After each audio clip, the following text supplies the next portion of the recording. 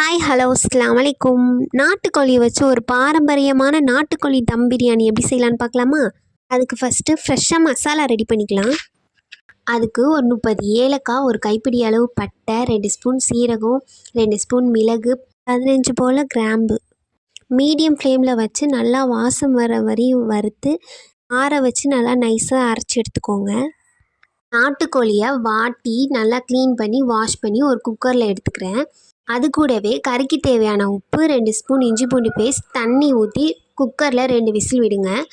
அதுக்கு மேலே விசில் விட்டிங்கன்னா உங்களுக்கு பிரியாணியில் கறி பீஸே கிடக்காது, கறி குழஞ்சி போயிடும். உங்களுக்கு எப்போல்லாம் நாட்டுக்கோழி கிடைக்குதோ அதை வாங்கி சாப்பிடுங்க, அது உடம்புக்கு ரொம்ப நல்லது.